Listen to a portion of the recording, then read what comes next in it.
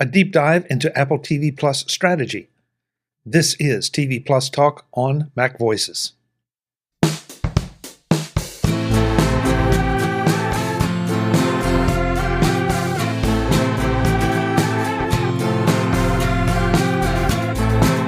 Welcome to TV Plus Talk. I'm Chuck Joyner. And I'm Charlotte Henry. Happy 2024, Chuck. I think recording in February, we can't say Happy New Year, but it's the first time we've got to properly hang out since in 2024.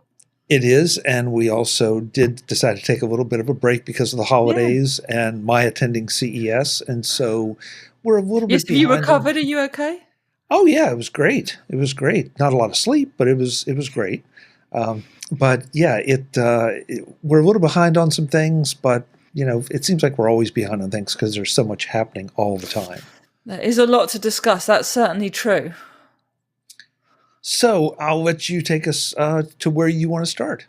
Well, you and I were just discussing like the most popular shows, and also there's a very distinctive thing about Apple TV Plus, right? That's always been there since the beginning, in that it only makes originals, basically, sort of peanuts aside, some peanut specials. Which was a brand new approach. None of the others do that. The others all make originals, but not only originals, and they put a lot of value on the content. And we were sort of mooting, you know, does this work? Does this not work? How much is the value of a catalogue versus the originals? And you would sort of think the two things that make people sign up to a subscription service are originals and sports events, right? Exclusive originals, exclusive access to watching sport. But actually, that might be a bit simplistic, right? Like if you look at some of the numbers from other places, some of the deeper bits of the catalogue might be what gives a service value, and is kind of Apple TV Plus missing out on that?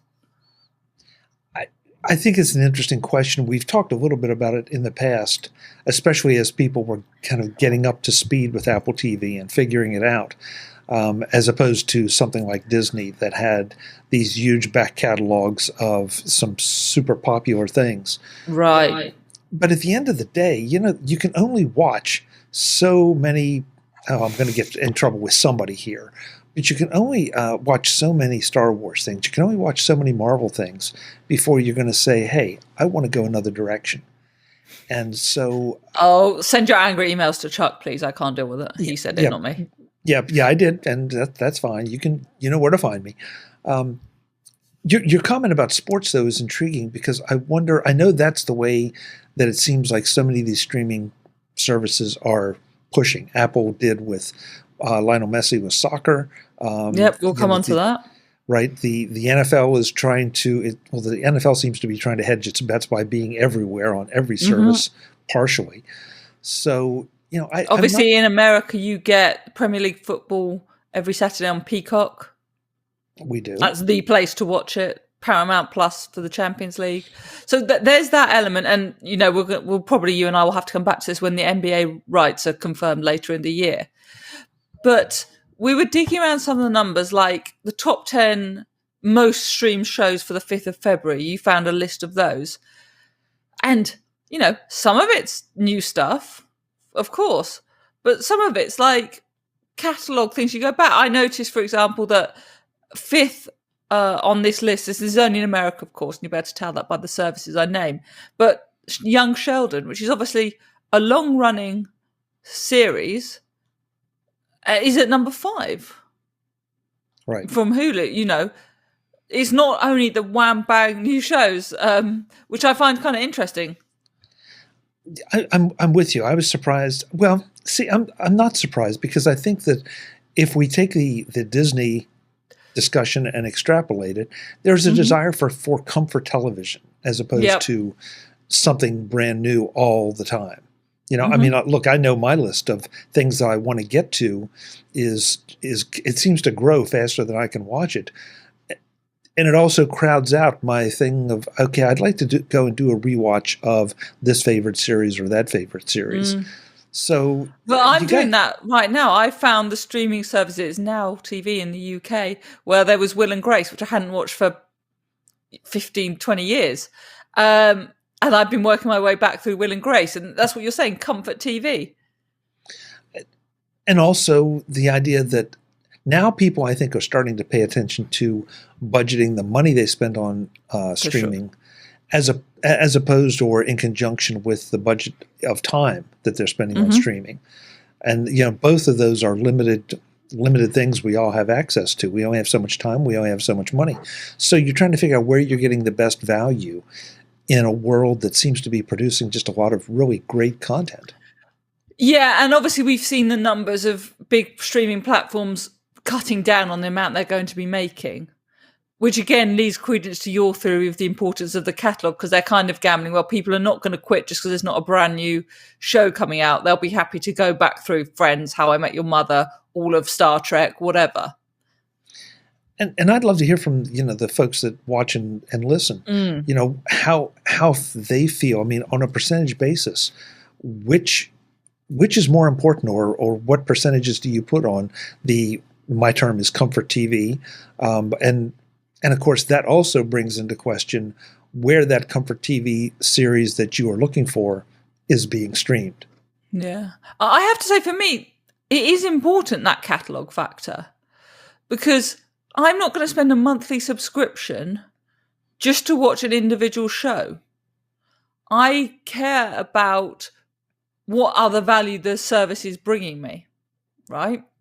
And so for me, this is only anecdotal, evidence of one, but I think for me it's really important that you have, as well as good originals, the catalogue that, backs that up. And I wonder if Apple TV, I guess where we're going with this conversation is Apple TV missing a trick here? Having the whole house on big name originals, is it missing a trick by not scooping up some of the catalogues as well? Or are they building a back catalog that is now becoming adequate? Because I know on my to watch list are a number of things that are not necessarily current. Now, they're not 5, 6, 7, 10 years old, but I just haven't gotten to them yet, and I want to get to them. So, when does something become non-current? When does it become categorized as a back catalog show? I want to still see it, regardless of what you call it. And so is that delivering enough value for me for Apple TV Plus? It is, Apple TV. It is for me.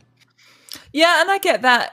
And I'm probably, there's enough good stuff on there that I agree with you. I'm happy to, as part of a broader, as it happens for me, a subscription package, I'm happy to keep it. And I would always want to keep TV Plus. But I think, just conversations I have, it'd be interesting to see if there's any data to back this up. I think for lots of people, they might do the Ted Lasso one is the obvious example. Right, I can binge watch Ted Lasso and then I won't keep TV Plus anymore. Now, I'm inclined to agree with you that means there's some things they'll be missing out on that are pretty good. But I think Apple TV Plus is the service in particular that suffers from that, even if it's just because of the perception that there's not much on there.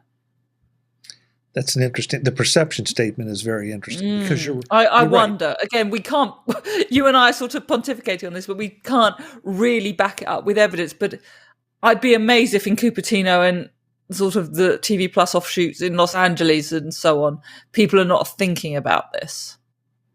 I think they have to be. I mean, there have been several articles since we last got together about the churn in streaming services.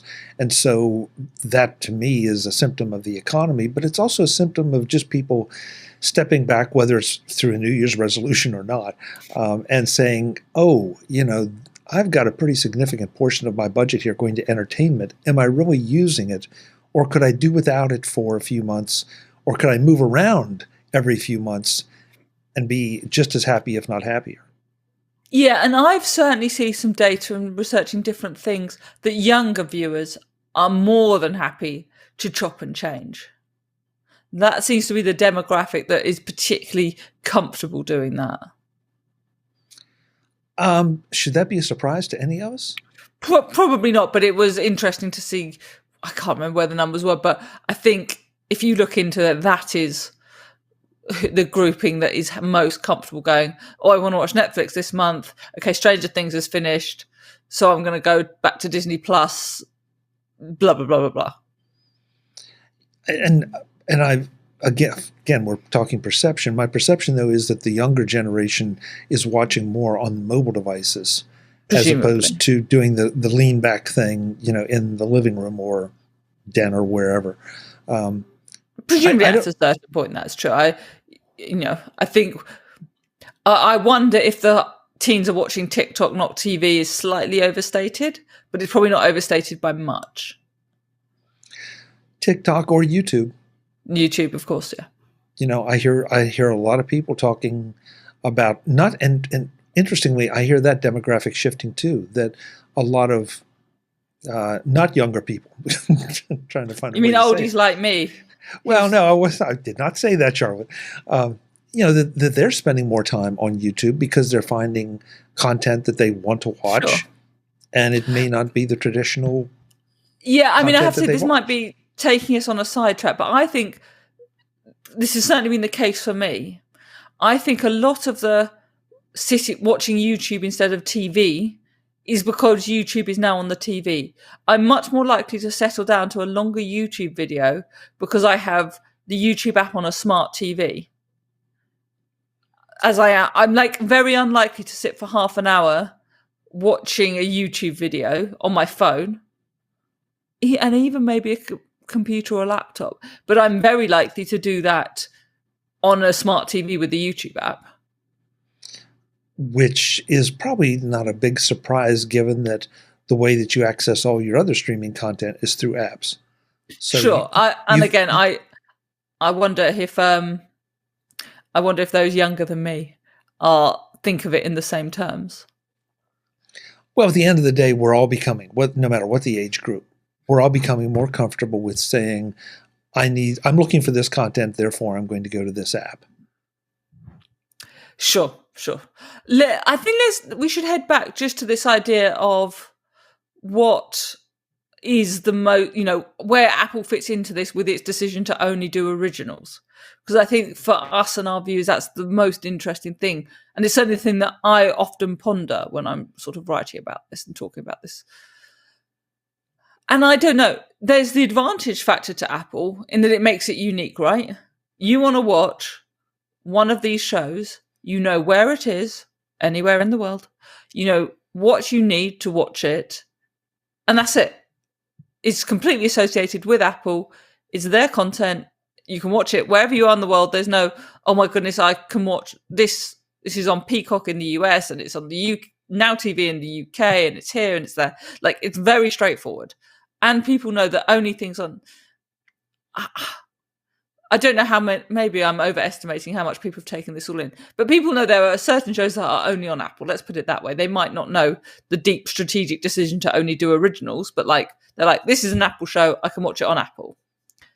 And that's obviously the same for originals on other platforms. Like Netflix makes a show, it's only on Netflix. But that's not true of an extended catalogue. Apple has completely eliminated discussion about an extended catalogue and that fiddling around where you have to watch it. So that goes in the pro corner, on the pro list, I would say. Obviously, in the cons list is the amount of stuff on Apple TV Plus is significantly smaller than on any comparable service. Even Paramount Plus, which people sort of think of as the odd man of this streaming war, has a huge amount of stuff that's, there.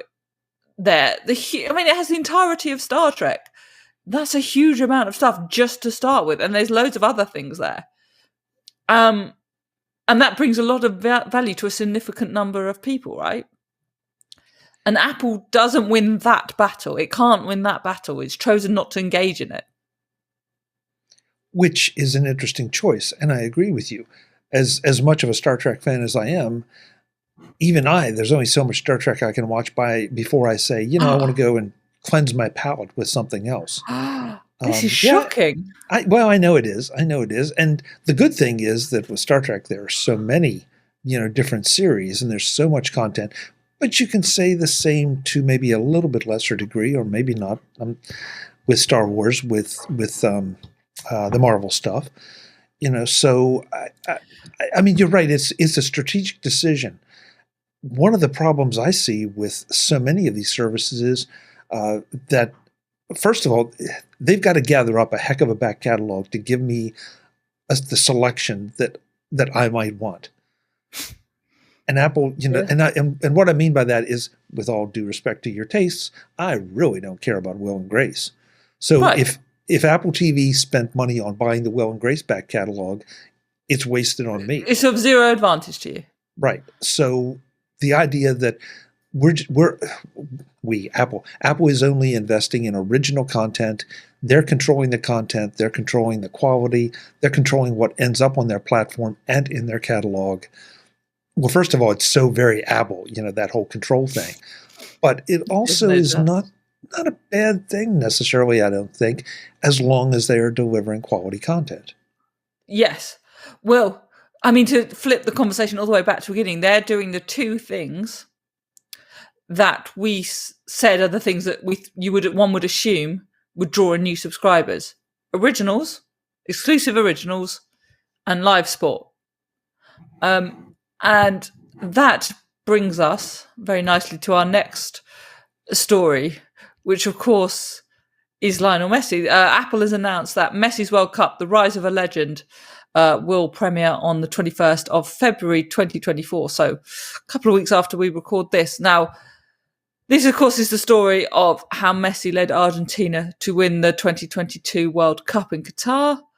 It was sort of, I mean, we could go into the whole football of it. Basically, the whole of Argentina's, it became all about him, this tournament. So it's not surprising that there is a documentary on it. And it isn't surprising that Apple's doing this documentary because, of course, Messi has now become so entrenched with its coverage of the MLS, of Major League Soccer. We've discussed before how Messi's getting a cut of Apple TV Plus season pass subscriptions. That's how embedded he is in this, and how I really think it changed the game. Apple took a big risk buying MLS rights for a decade, and then suddenly the biggest football star in the world turned up, and it rather helped them, I think. So I'm not surprised that they're cashing in on all of this. So it's an original, and it's linked to their exclusive coverage of sport. I think we know the formula, right? Well, you say it was a big risk. I don't know how big a risk it was. A decade-long deal. Well, it's a commitment in money, but that also means that it has a guaranteed audience for a decade. That if you are you have to pay extra for it. Right. I think it very much goes in the risk category, given that MLS is not hugely popular around the world. Given that they put a huge amount of money into it and a huge amount of time, I think it definitely comes into the risk category. But you also have the most popular star that, unless something really unforeseen but happens, they didn't know that when they did the deal. They didn't know that Messi was coming when they signed for a decade. He was still at Paris Saint-Germain at that point. Do we really know that? Yeah, I think that you think? He was not signed up in LA at the point, do I mean LA? He was not signed up in the MLS at the point that deal was done. And everyone was a bit like, this is a huge, huge gamble. I mean, who knows who said what agent said what. I take your point. But basically, I think with the Saudi money splashing around as well, he easily could have gone there, Messi. And it was a huge risk that Apple did. And they've won. Like, they've got one of the most iconic players of all time, and the only place you can watch him now is on Apple TV. Like, that is by any definition a win for however many years. It'll probably only be a couple that Messi stays doing that. And then it will, from the sporting side, you see what happens with the league and what happens with how that football in that country progresses. But in terms of, well, it's kind of quite a Netflix strategy, isn't it? It's got the IP, i.e. the football, it's got MLS, and now it's building stuff out of that, a new documentary. And why wouldn't you leverage the resources and assets, Absolutely. frankly, that you've already paid for? So Right. invest just a little more and expand it out. What I find especially interesting, though, is all this happened before it. My perception is that it happened before a lot of the splintering that has happened with professional sports running to different streaming platforms. Mm. And so was Apple ahead of the game? Did they just get lucky? Was it strategic? I don't know. I mean, we both have seen reports that Apple was at the table for a lot of the major sports network negotiations, and in some cases they went in a lot of cases they went other places. Sometimes with what appears to be no logic at all, except the fact that it was going to the highest bidder. So, Apple may be in an interesting position to sit back. They've kind of got their crown jewel. Now everybody else is fighting over a bunch of the other jewels. What's going to happen in 6, 12, 18 months?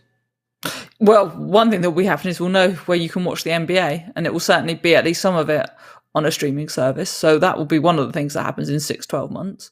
The other thing, back to our sort of wider strategic discussion, is Apple got involved in live sport very, very early in its life.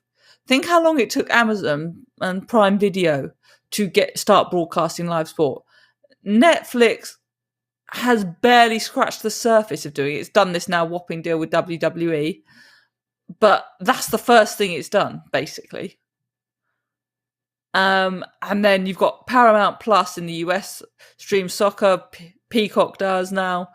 But for a brand new service from a company that didn't do media before, essentially, it went in very early with the Friday Night Baseball and then MLS.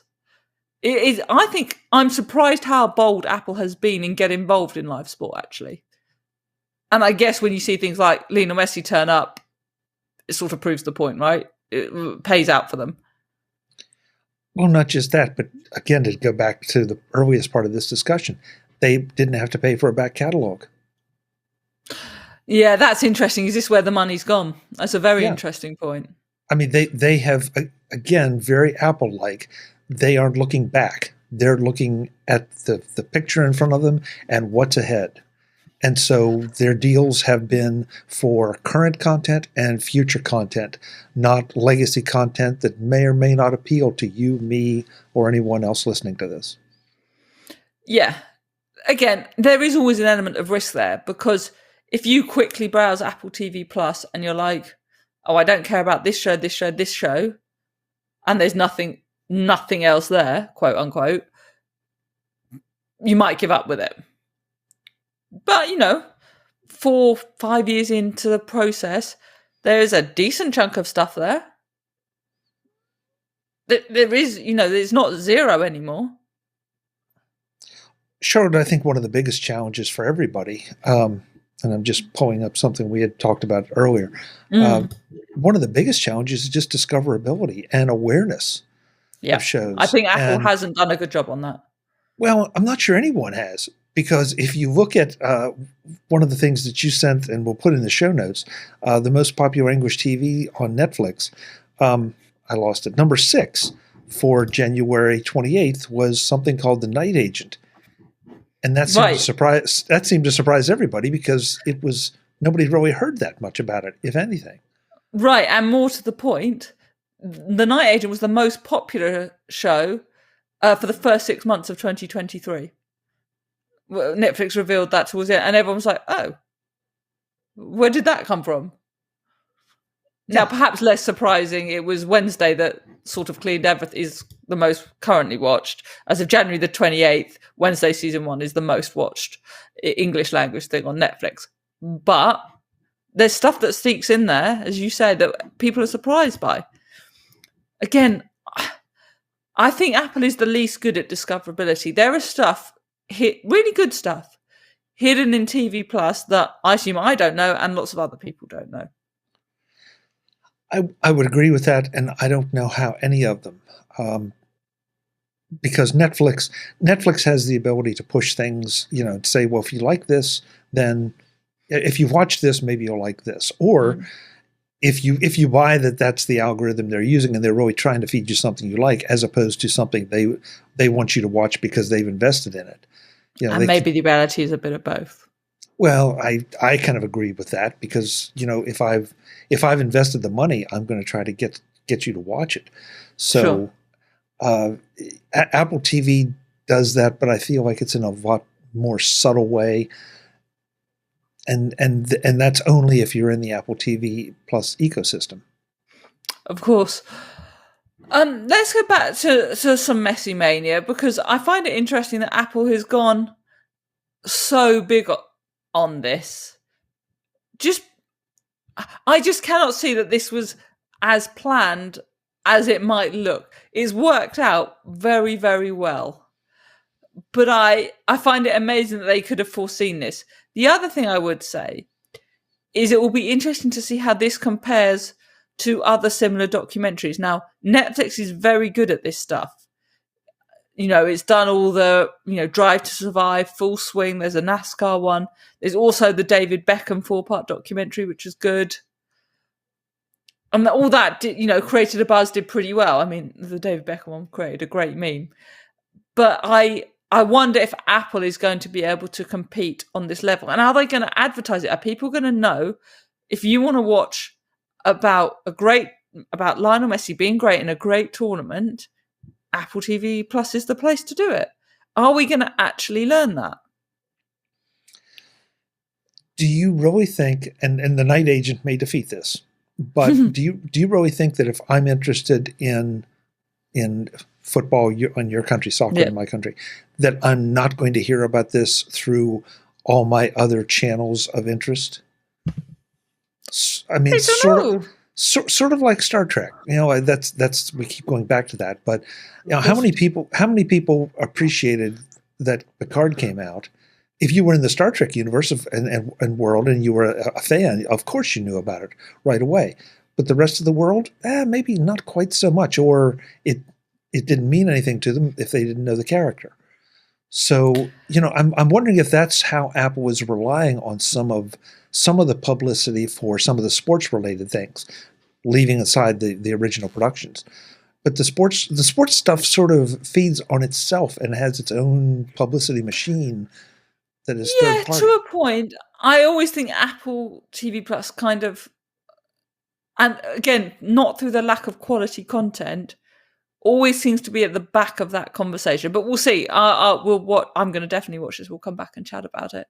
So we'll see how that goes. Another show I'm really excited, and I don't think this means anything to you, but I'm excited about it because Noel Fielding is coming to Apple TV Plus, and I love The Mighty Boosh. A million years ago when I watched at university, I adored The Mighty Boosh, and he's returning for a comedy called The Completely Made Up Adventures of Dick Turpin. The still we have from the TV Plus release from Apple looks very, very Noel Fielding, is all I can say.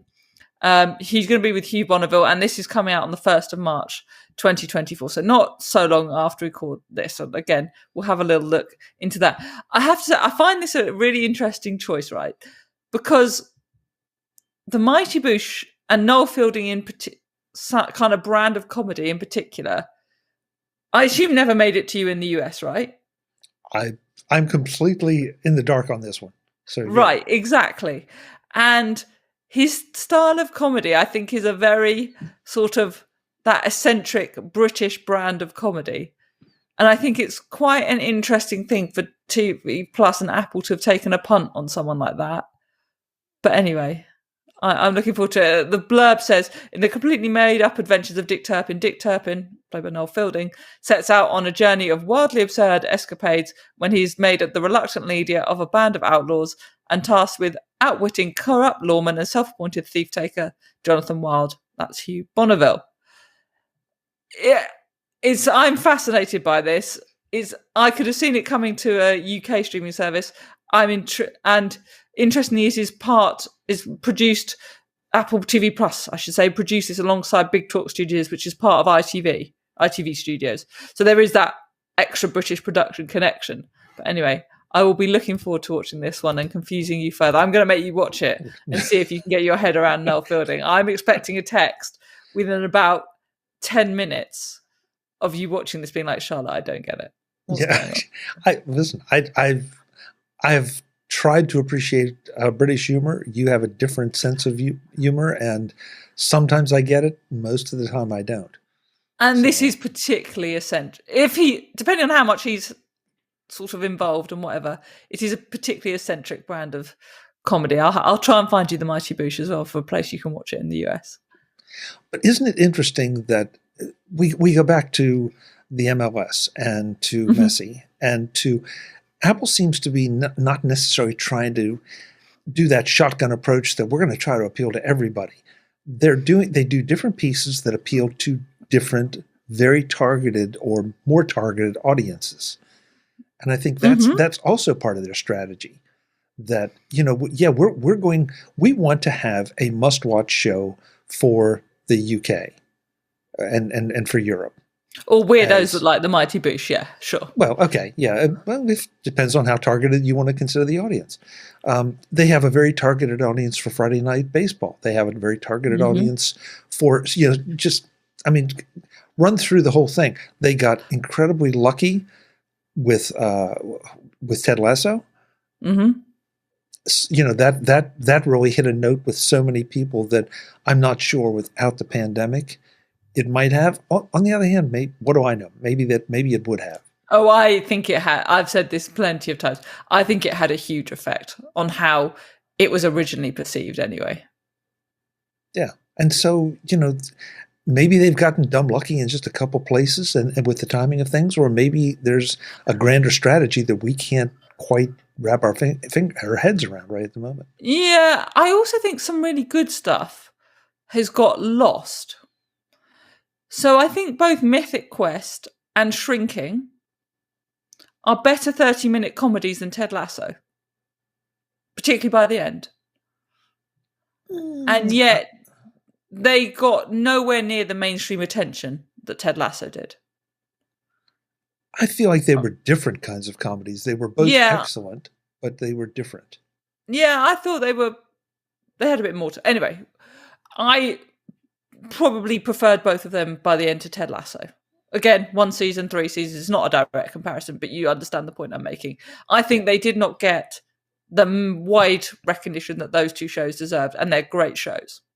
I mean, one of them has Harrison Ford in it, for goodness sake. Like, what PR machine do you need to get people watching Harrison Ford being in a comedy? Anyway, I also think some of the, Red Notice is a quite fun, silly action movie. People are always going to watch things with Gal Gadot and The Rock in it, right? Netflix has that it's a basic guaranteed win, right? It's a silly action comedy with stupidly good-looking people in it. Like, you've won. But Tetris on Apple TV+, a very different kind of movie, but a really, really excellent movie that sort of came out, did okay, and I thought it was a great movie. I really enjoyed it. But it sort of disappeared in the ether, didn't it? Is that where Apple is failing? Well, do we feel it failed because we felt it was such a great movie because it's something we could relate to? That maybe a lot of non-gamers, non-tech people, they're more into the rom-coms and, those sure, kind of things. And there's a point to that, but I didn't see lots of buzz around it, and it was a very good movie. The interesting thing, the real taste test for this is going to be Killers of the Flower Moon, which I see is going back into theatres. I saw Apple announce that. So that's interesting. And, what does it get during awards season? So on and so forth. I mean, you've got Leonardo, you couldn't have bigger stars in that movie, could you? Right. DiCaprio, De Niro, directed by Scorsese. If you can't make that work, that's a lot. Yeah, I don't really know where you go from that. But it's obviously it is nominated for Best Picture, which is a huge moment again for Apple, having already cleaned that out with Coda. Which is also kind of interesting because Coda didn't get that much buzz and then it won the Oscar. People liked it. People thought it was a great movie. But it wasn't as hyped as other things, right? Or am I misremembering? No, I don't think you're misremembering. But I also think, and this harks back to a conversation we had before about, you follow this a lot more than I do. I just couldn't care less about what if a film Sure. was an award winner. I'm not going to necessarily go to the theater or stream it or rent it or whatever. In fact, if anything, it's always sort of a disincentive for me because I feel like it's not going to be something that is entertaining. It may. No, I totally get that. The awards are not the be all and end all by any stretch of the imagination, but they are, I thought Barbie was a great movie and it's not done anywhere in the Oscars nominations. I loved it. But, they are not the be all and end all awards. You're absolutely right. But they are a bit of a marker. So I think there's two things, right? Huge achievement for Killers of the Flower Moon to have got 10 Oscar Academy Award nominations. Huge. We should spend a minute focusing on that because, let's not beat around the bush here. Apple put money into this movie for years. And I mean, you and I would not like to see the bill for this movie. And so part of the payoff for that is getting big award nominations. That matters. And that's what makes, I think, the whole television industry, entertainment industry so fascinating, is there's so many different ways to look at it. There's the award, there's the excellence in acting, there's the box office draw, there's just the viral nature of some things, there's the deep fandom in certain areas.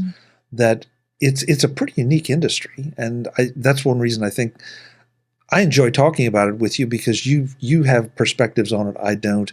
Hopefully I can bring a couple that you haven't thought about, and we can entertain and inform some folks out there. Well, I do hope so. And obviously always leave comments for us and drop us a line, the kind of things you're interested in talking about. If there's a show you think we've missed and we should talk about, we'd love to hear that. Just to wrap up the Killers of the Flower Moon conversation, as I said, 10 Academy Awards. And this is not, these are the big top-end awards that it's nominated for. Best Picture, Best Director for Scorsese, Best Supporting Actor for De Niro, Best Costume Designer, Best Production Design, Best Original Score, Best Original Song, Best Film Editing, Best Cinematography, and Best Actress for Lily Gladstone. That's a big deal. That is. With that many in one film, absolutely. And in those categories, that's serious business. Absolutely. Anyway, we'll see how that goes. No doubt we'll have a full red carpet analysis from Chuck Joyner when we come back next month. Don't hold your breath, folks. Hey, Charlotte, before we wrap up, there's 3 words I need to say to you and see what your reaction is. Oh, no. Apple Vision Pro.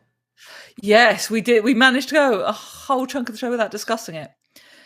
I reiterate the point I've made on various other shows, which is that if I had $3,500, first of all, I obviously cannot get an Apple Vision Pro. I can't even go for a demo because it's only in the US. That aside, if I had $3,500 to spend on tech, that's not what I would spend it on. Would I love to have a go? Yeah, absolutely. I'd really love to see how it works in my life, and I suspect I'd be thoroughly impressed. But it is not what I would spend $3,500 on. That's actually not where I was expecting you to go with it. I was expecting you to comment on the and I don't have one. I don't plan to get one in the short term, and I have not gone for a demo yet. But the immersive quality, the things we're hearing about, the essentially 100-foot screen that's in front of you for the video experience.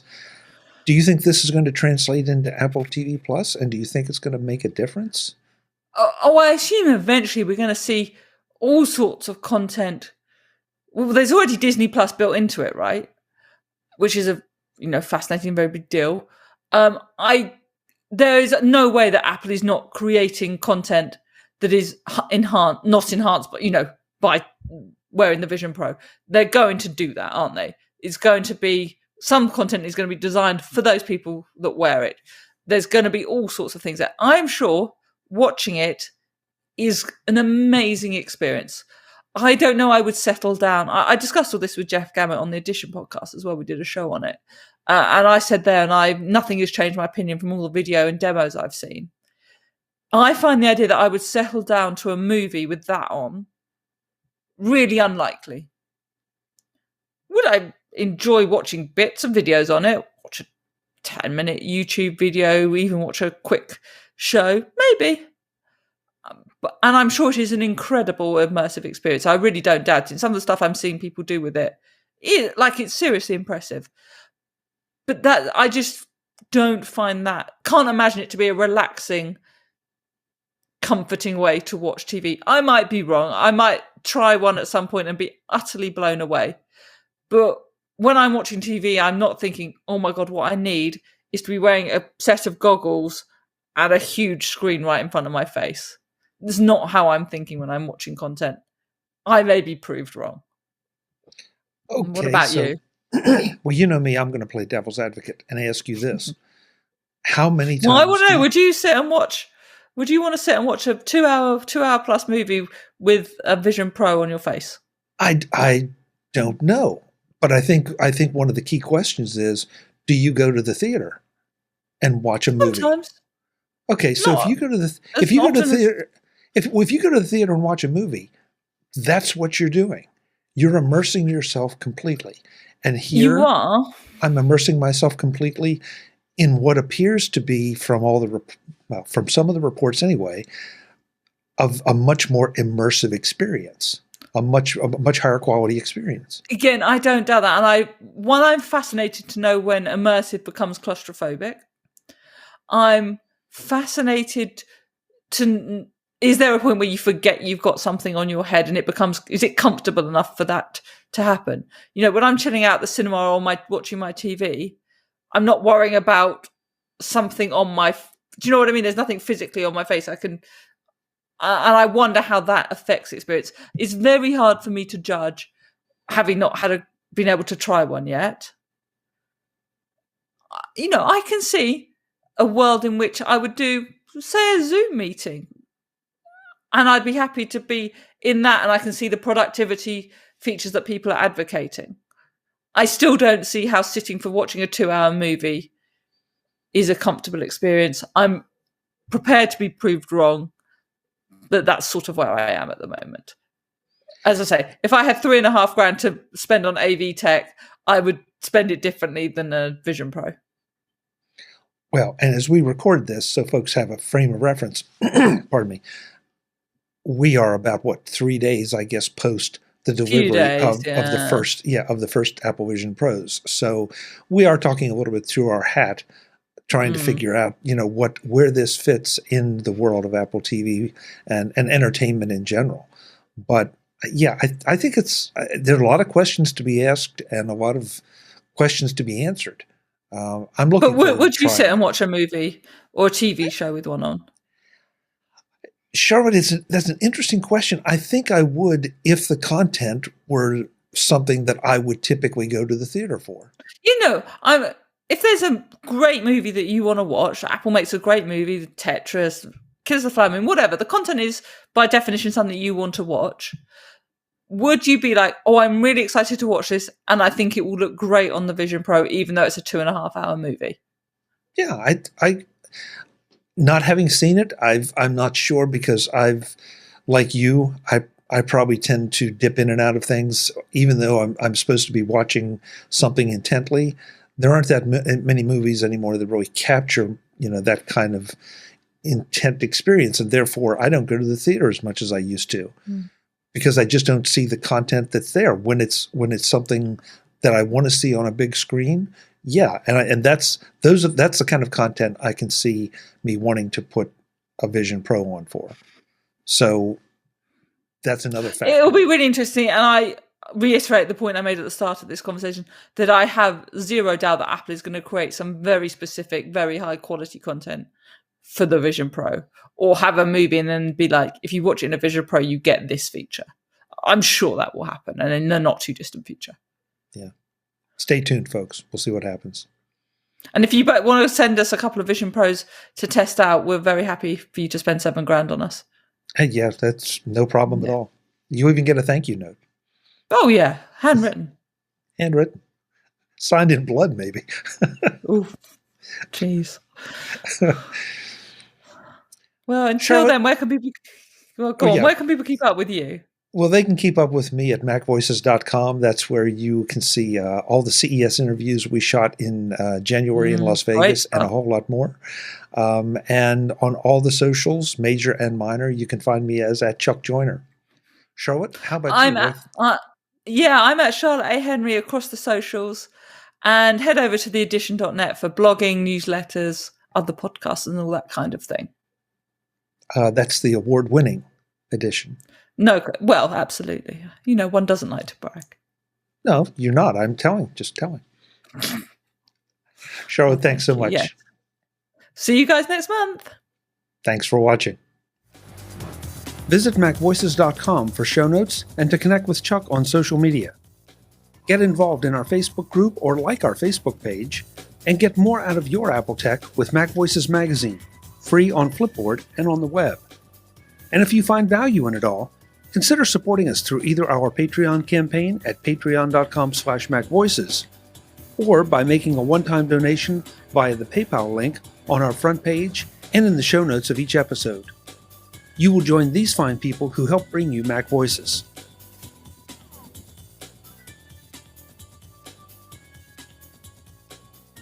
Advertising handled by Backbeat Media at backbeatmedia.com. Bandwidth provided by CashFly at cashfly.com.